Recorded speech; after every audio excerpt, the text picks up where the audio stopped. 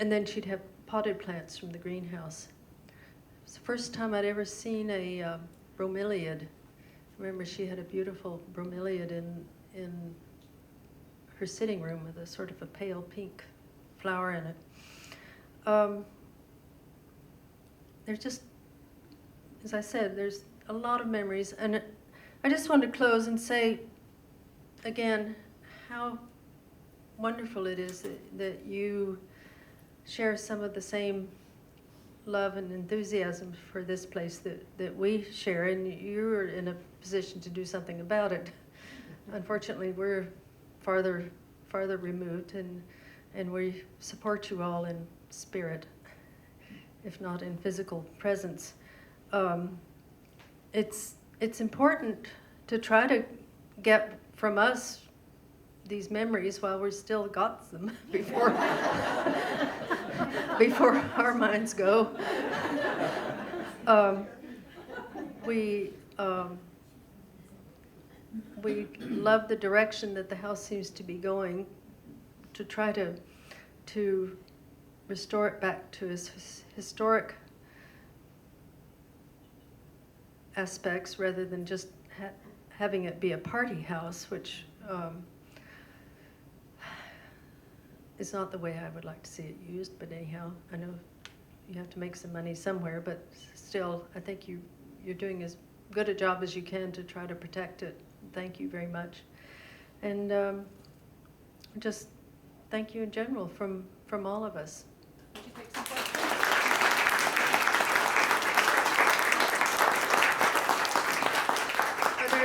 Does anybody have any questions? Because you have 3 people here. Actually, yeah, Barry, come on. Yes? Yeah, what was the exact time that this house was designated a national monument? What year was that? 1976, I believe. And then it was designated a state landmark several years after that. I'm often asked that question by the visitors. Do you want a chair?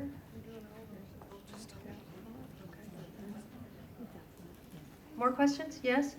I was wondering if, when you were children and were visiting here, if your grandmother ever played the piano for you. I know she was a wonderful pianist, but I'd like to hear. Oh, she did. She was, I would say, more enthusiastic.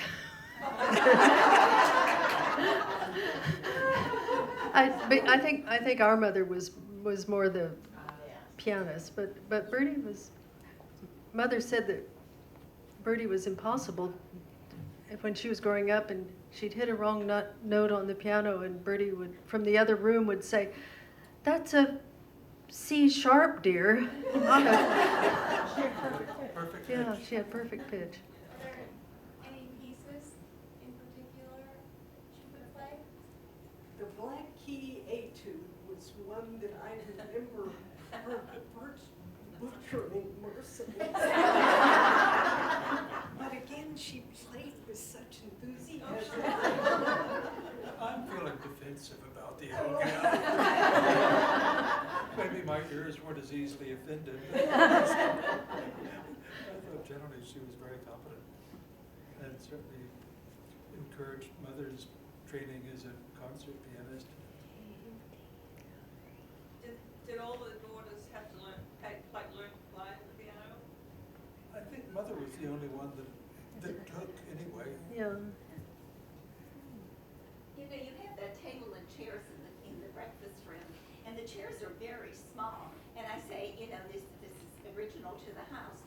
But did Val ever use that, or was that for the grandchildren? No, that was where they, probably if there were just 2 people in the winter or whatever, they would usually eat in the breakfast room. Because I can hardly sit on those chairs. I had them, that was my dining room furniture for 15 years. I could sit on them. Did you all read any of the books that Mr. Goya had? Not his books.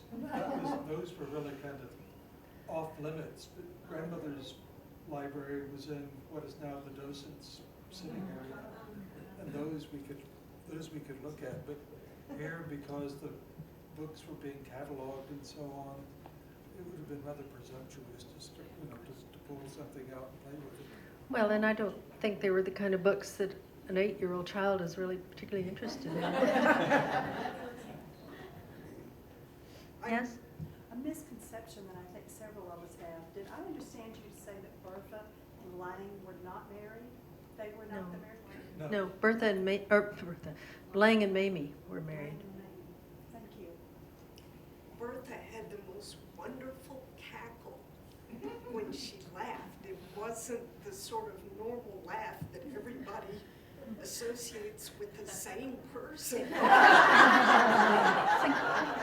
Maniacal, maybe? Maniacal, that's a Yeah, good description.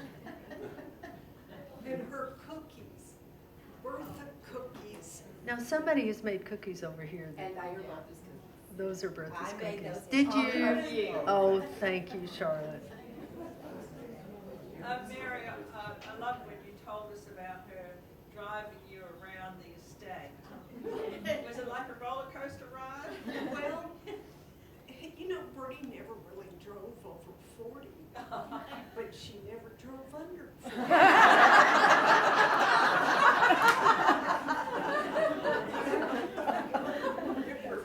Sort of being airborne. No seatbelts. Oh, no. But she loved the big Cadillacs, and when she would take you for a ride to show you flowers, that I was always hanging on for dear life, and she would be looking out the window. Which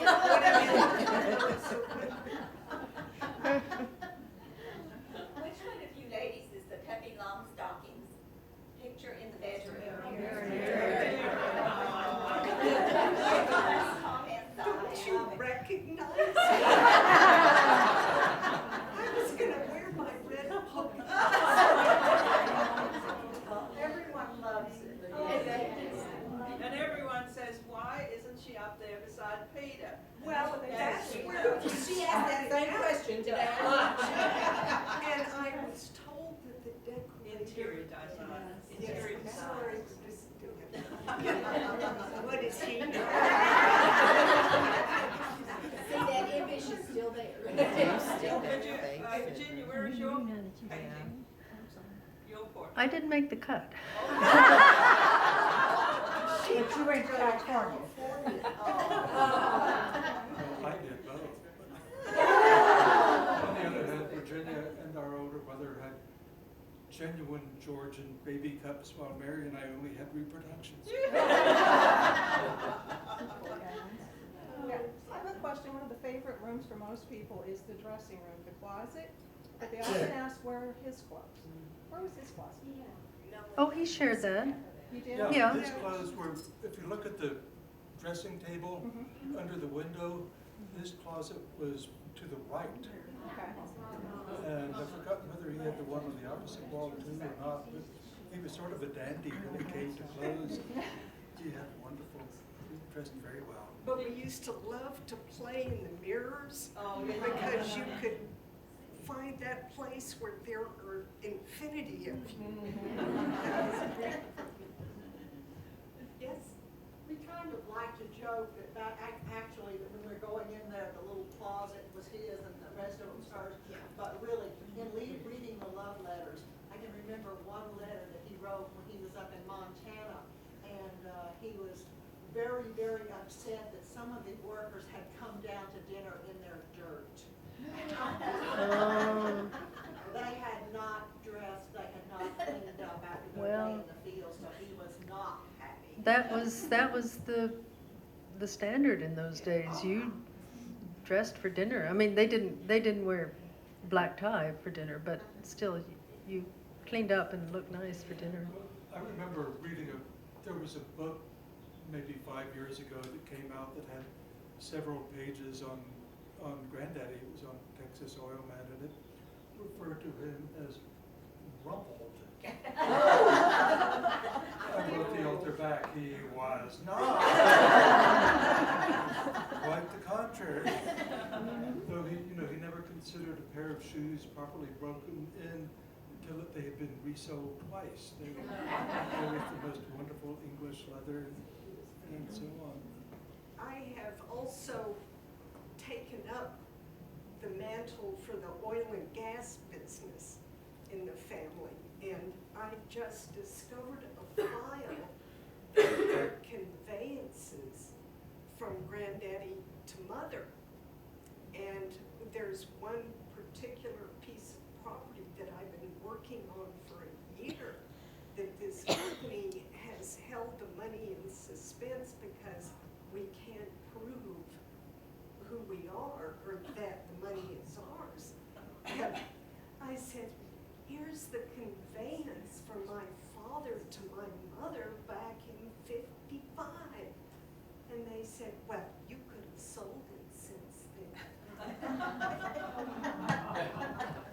So, would mention though that we have a lot of tiny interests in elderly oil wells. very elderly. Very tiny.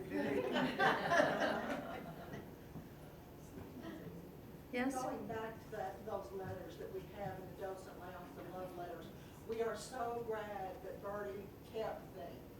Because we have those letters that are copies of letters from 1904 to the 1936, I believe.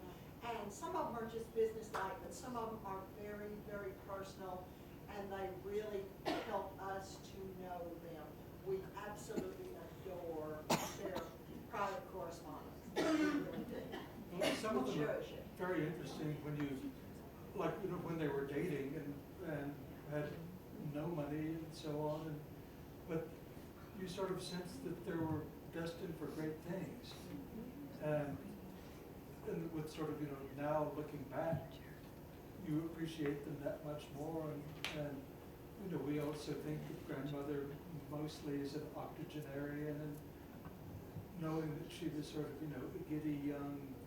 Some of those letters are a little saucy. Some of them get a little saucy. In a chaste sort of way.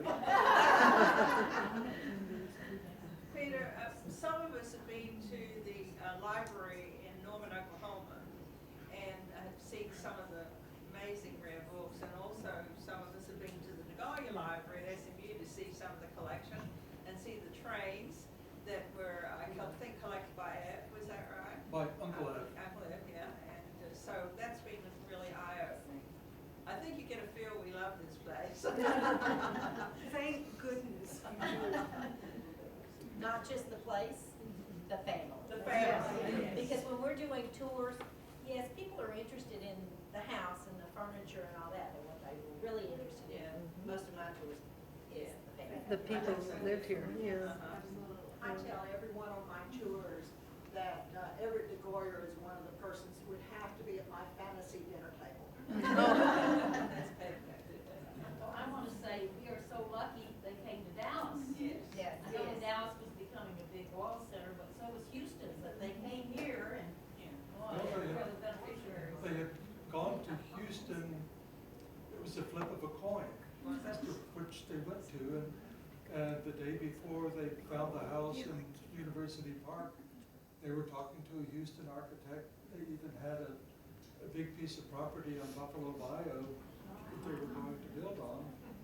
And then the Dallas house they decided they really liked, and right now they didn't really like it. I think grandmother said it would suffice or something. A wonderful sort of Norman manor built 2 years earlier. Well, they must have talked the Caruths into selling the property. Someone talked the Caruth family into selling this property to them. Right. Yeah. And of course, the property initially extended down into what is now the lake. And when I was a child, there was still a Victorian farmhouse about where the parking lot is, and that had been dragged up the hill when White Rock Lake was created in 1911. Anything else? Any more questions? I have one request. I have been coming here ever since the first docents came. And I love you all. Thank you for cherishing the house and the family. But I have one request. When you pronounce their name, it is not de Gaulier. It is de Gaulier. Like God, G. It's de Gaulier. The New York branch of the family calls themselves de Gaulier. De Gaulier sounds better. We also have some people here that started in the very beginning. Don't we? Hi, Mary. How are you? Hey, is that? Lord of mercy. Our docents that are, yes.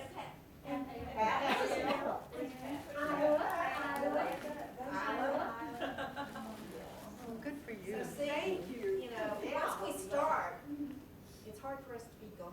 You know, it's like it becomes a part of you. Yes, it really does.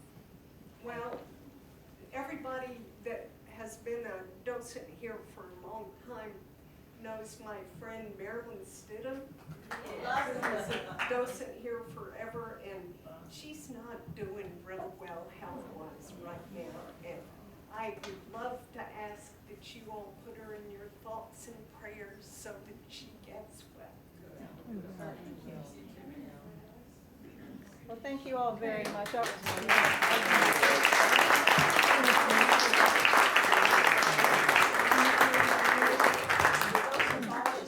Speaker a gift. So the docents have something for Virginia that we thought might be a little treat, a volunteer hat. And I'm just going to Mexico tomorrow. Perfect. I'll wear that. And Peter knew she wasn't from Vancouver, that was me. And then a little gift from you. Oh, thank you. That's lovely. Thank you so much. She sounds so pretty.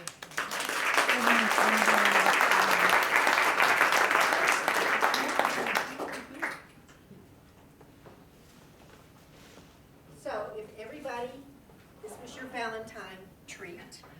So please take one if you didn't get one, because this is Bertie's recipe. Did you get one? Thank you. This was so special, and we are just so grateful that you guys took the time out of your schedules to come and visit with us and share your memories, because like you said, we don't know how much longer that's going to happen. You know, none of us know what tomorrow brings for us. So we are very encouraged and excited, and hope the younger generation will continue on to come and see us and talk to us and share those memories, because it's important not just to us as docents, but to the Arboretum and to the city of Dallas as well. This has become a real star for Dallas. And I can't tell you, since they've opened up the glade here and put in the new garden, you can now see the house, whereas before it was covered and you couldn't see it until you were past it in the Paseo. And I know all of us have had people come into the house say, I never knew it was here. You know, I've been a member here 10 years and I've never been in. So now we're getting more and more people in that can see it. And we're trying to do what we can to promote it even more, because we're very proud of it. And they do have a lot of parties in here now, but we are very protective, if you will, when they do come in and be sure that they are taking care of it and not abusing it. We don't want to lose it by any means. And I know that you met Nathan, and he's been a godsend to us. And like I said, he helped me yesterday with getting the rug piece put in. And Elle, who you didn't get to meet today, but she is also very much a part of the operations here, and she's very endeared to the house, and she left today on vacation to go to Chile. But she did get a cookie of Bertie's before she left. So we just, it's an ongoing process for all of us. We're trying to do what we can to maintain it and to make it better each and every opportunity. We now are going to revise our docent guidelines, or our docent manual this year, because we need to update it, because we've lost a couple of the family members, and some other things. And we plan on giving you three especially a copy of it. So if you can go through it, if you see anything that you think might need to be added or changed, we'd love to have your input on it. So that'll be good. Thank you again, everybody.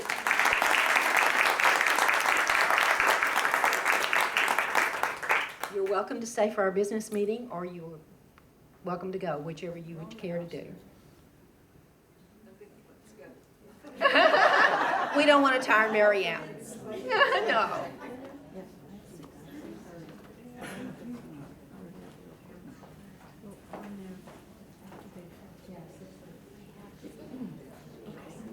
Come right back.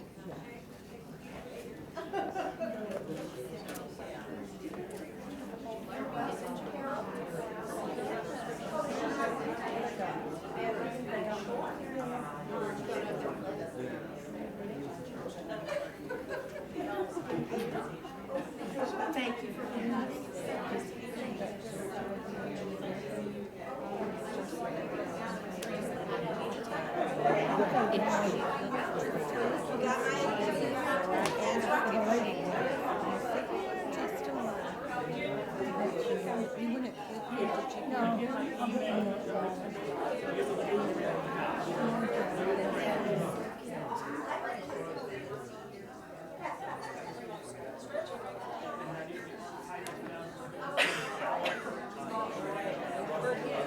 I know everybody wants to visit, but we've got a lot of business to take care of.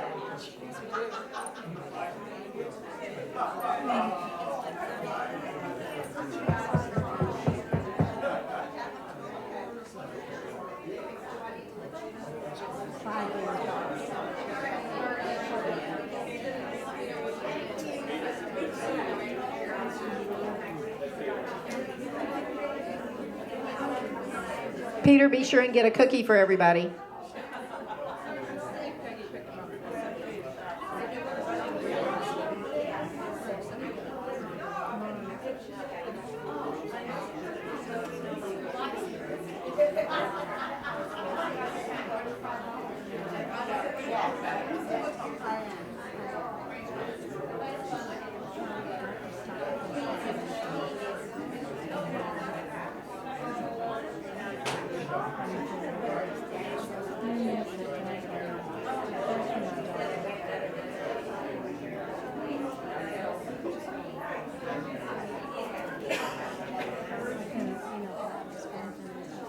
Okay, folks, we got a lot of business to take care of and a short time to do it, so we need to settle back down.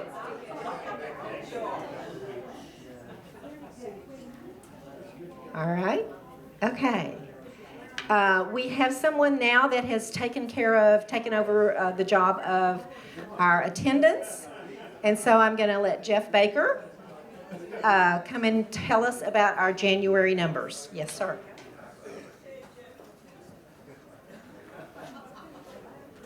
So first, a major shout out to Rosemary, who has maintained meticulous records for 10 years. It's an honor for me to take over from her.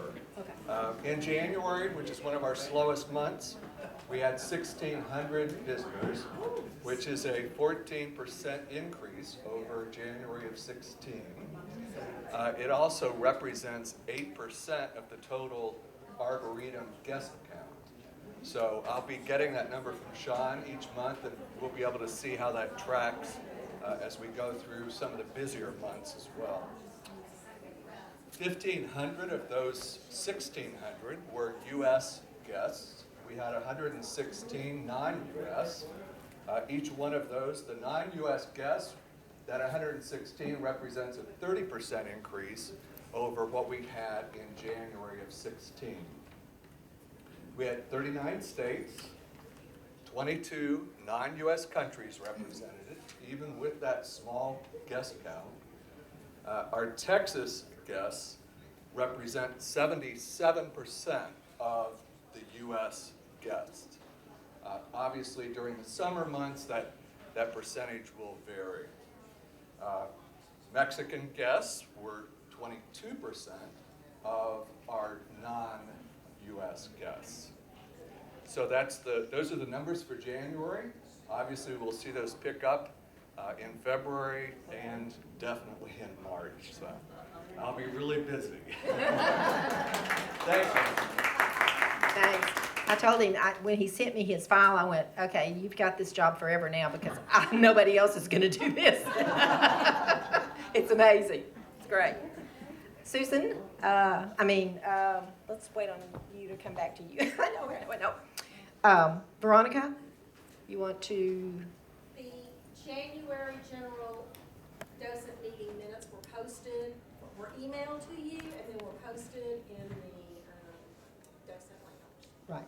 And so they will stand as presented, since there were no corrections. Okay. All right. The treasurer's report, Went couldn't be here because unfortunately he and his wife are off on a vacation to a cabin for Valentine's Day. Isn't that sad? We did have donations of $159.06 for January. We only had one expense, which was for our lovely scrapbook. And so our total is $10,000, and I couldn't find my glasses. $513.53, I think. Anyway, it'll be posted. Never fear, we are going to be using some of those funds this year. We are going to order some more pamphlets, which we have just about out, so we're going to order more. We had planned on ordering 7,000, but because we almost ran out, and had we not taken them up, we would have, we're going to order 10,000. So that's another expense we're going to have. But I think it's well worth it because it's been very, very good. We looked at it, thought about revising some of it, but because it's been blessed by Mary and everything, we're just going to leave it as is for this year. Go on with it. Okay, so Susan, we got a lot of stuff to talk about, folks. Okay, I'm starting around information on the outing. So you can sign up for it today or later. I will leave that in the docent lounge, so it will be there so you can sign up throughout the spring. But just to give you what's coming up. So March, no meeting, Blooms, starts 25th, February 25th. Sean will talk a little more about that. In April, I don't have a speaker confirmed yet. May is going to be team building brunch. Rosine Hall fills up for summer camp starting in June, and we could not get it. So we're going to do team building brunch in May. That's our normal meeting day. It will start earlier than we usually do, and we'll give you more information as we get closer and firm that up. So that means our outing is going to be in June. We are going to go to the DeGolyer Library at SMU. We're going to have lunch at Cafe 43 at President Bush's museum, and then we're going to tour the museum. Because starting March 2nd, all summer, his paintings are going to be on display as a special exhibit honoring wounded warriors that he's gotten to know personally. So these are his personal paintings of individual soldiers he's painted. And that will be in the afternoon. So our day will start here carpooling. And we'll drive over to SMU and spend the morning in the library at the DeGolyer Library. Then we'll have lunch, and then we'll spend the afternoon at the Presidential Museum. Now, the cost we're going to keep at $25 with an addition for the carpool parking, which is $7 per car. So there's a place on there to sign up if you can drive or not. Now, the walk, the longest part of that walk is going to be a 4-block walk back from the DeGolyer to the Presidential Museum. And if we need some transportation in that way, we'll work it out when we get closer. Just wanted to let you know. So we're going to be supplementing a little bit of this cost to keep it at $25. But I think you're really going to enjoy this. If any of you have not been to Cafe 43 or the Bush Library, it's a very nice experience, but bring a sweater. In June it will be cold. Just let you know that. Okay, and then in July we'll just have our normal meeting. Did I forget anything? I think that's it.